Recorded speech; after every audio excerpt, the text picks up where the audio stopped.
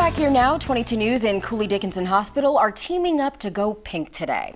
It's all part of a campaign to raise awareness about breast cancer. And joining us live in studio tonight is Dr. Nancy McKinney.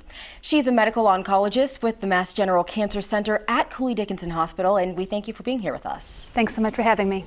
So Dr. McKinney, let's start with this. When do you recommend that women begin getting screened for breast cancer, and how often should we be screened?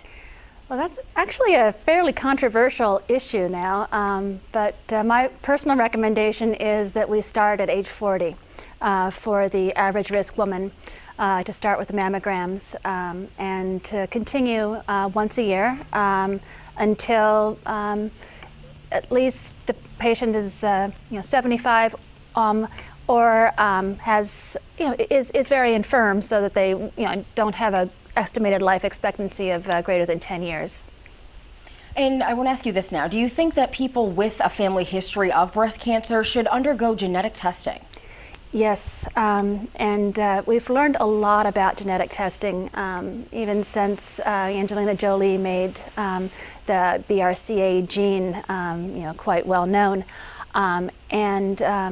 Anybody who has a strong family history of not only breast cancer, but also ovarian cancer, pancreatic cancer, and even prostate cancer at young age, should talk to their physician about whether genetic testing is appropriate, because if they're found to have a genetic susceptibility for breast cancer, we can screen them more closely and perform additional screenings such as MRIs of the breast and more frequently as well.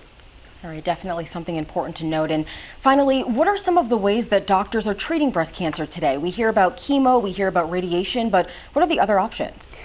So again, we're very individualistic as far as how we treat patients.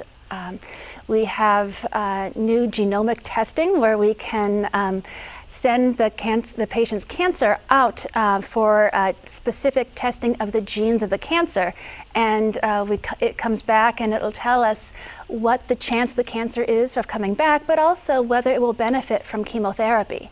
And so we do not over-treat patients with chemotherapy.